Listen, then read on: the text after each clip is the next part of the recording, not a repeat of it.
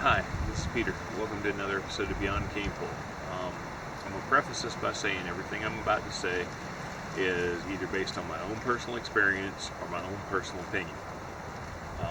If you follow some of my advice and you get yourself hurt, you get yourself dead, whatever, it's not my fault. You should research the subject that we're discussing and you should make your own decisions. Alright. Recently, back in October, we had a hurricane. It is now February. It is 76 degrees. Yes, I'm in a t-shirt. I thought about wearing shorts, but I knew it was going to be hiking. What I did not know is that the wildlife, the DNR and or Santee Cooper, whoever it is, because this is a wildlife management area that's also helped out by Santee Cooper, which owns the lake, was going to do a controlled burn. A few weeks ago, this was nice. I mean, these trees are still green that I'm sitting on. But at any rate, kind of negates half of what I was going to do for the video. But I'll still be able to show you a few things. As you can hear, the wind is just a howling. It's actually coming from behind you guys. I'll show you why you're not getting the wind in a minute. And I did pick a windy day for this. What we're going to talk about is we're going to talk about what I consider the most prevalent survival situation. Survival being immediate, doing something immediately to save your life, that most outdoorsmen will face. Yes, you could fall off a cliff. Yes, you could cut yourself deep into an artery. There are things that you can do that you're just going to die. We're not even talking about that. Not saying that those things that I mentioned are, but there are things of that nature. What I'm going to talk about mainly, and I might get into some injury prevention or injury fixes later, is I'm talking about temperature control, core temperature, body temperature. You get too hot, you will die. You get too cold, you will die. Along those lines, you get dehydrated too much, you will die. You quit breathing, you will die. Everybody knows that. You don't eat for weeks, you might die. But the main thing is keeping your core temperature warm or cool. It being wintertime, once again 76 degrees. I want to talk about keeping yourself warm. I will touch on keeping yourself cool, probably before summer gets here.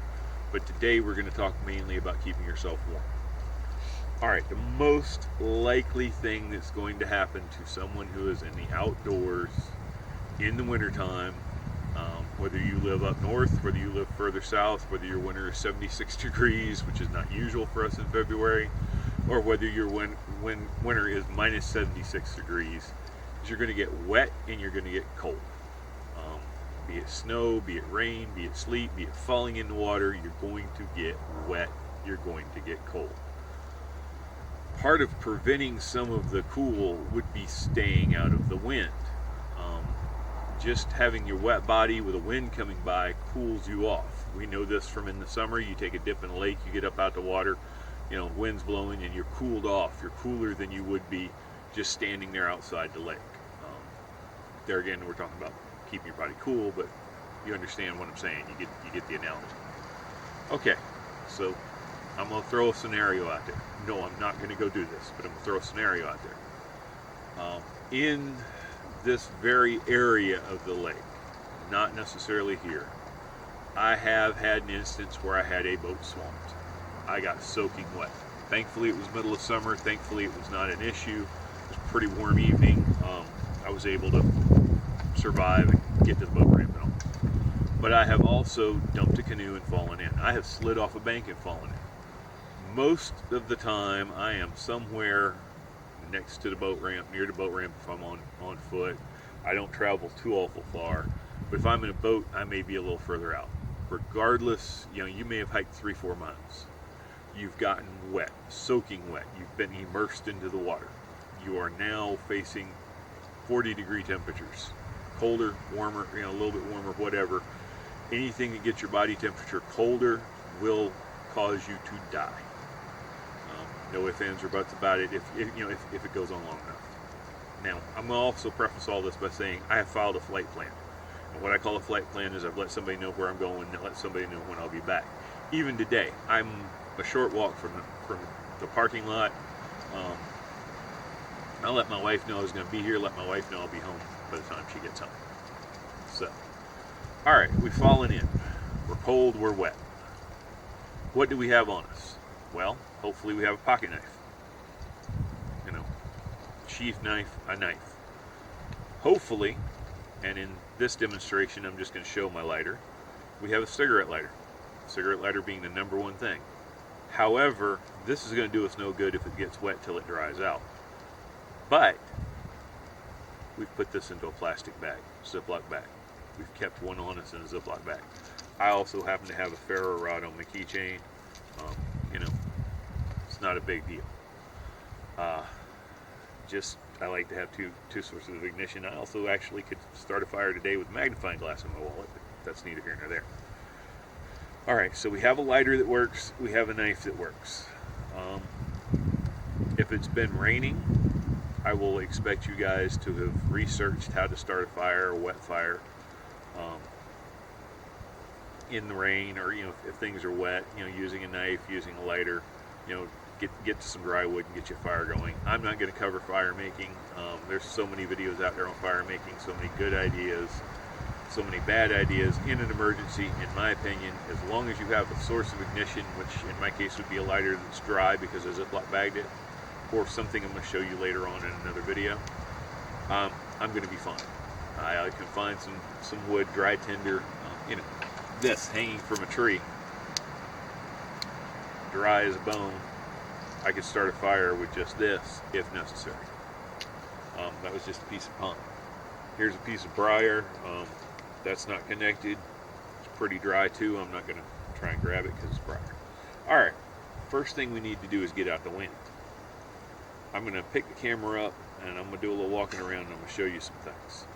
I was going to try building a shelter here, but we're not going to do that, not this video. I'll show you the shelter techniques later. These fallen over trees would be a good place to do it, but it's just, I don't want to get all the soot all over. Wasn't expecting this. Alright, let me show you some stuff with the camera to give you an idea. Okay, welcome back. I'm sitting right where I was whenever we were doing the previous part of this video. You notice how I'm down behind a little mound. This is kind of part of a dike area that runs through here. It kind of turns around and goes around through through the edge of the parking lot. The main lake is behind me, but then the parking lot's that way. But you see that? That's a natural windbreak. You can hear the wind through the trees, and you can feel the wind when you get out somewhere where you're not behind something. But this is a natural windbreak. If I were going to build a shelter, I would build it here. If I were just going to try and warm up, I'd build a fire right here, right behind this, and huddle down around it. Pretty much I'd build a fire right here at my feet.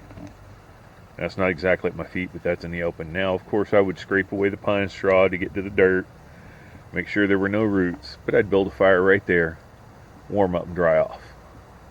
Because I have that windbreak right there. Now, if we did not have this windbreak, there's a couple other places here that would help provide a windbreak, and I will show you those here in a minute. Okay, now we're looking towards the lake.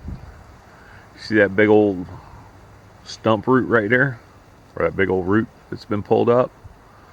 Behind that, and like I say, I'm not wanting to go over there. Maybe I will get over there and show you. But behind that is a windbreak. The wind is broken due to the roots. Without having to go too far, I found another tree that was down and over. Now, of course, there's a couple trees between us and it, but you'd have to crawl up in there. But you see how that creates a natural hole and windbreak? You get down in there, you can get your fire going. I would probably put the fire on that side. Depends on the prevailing wind, of course. You might want to go to the other side here, and I'll show you the other side of this in a minute. Now, let's say the wind's coming from the other direction. This is just the another side of where we just looked. If you look right up in there,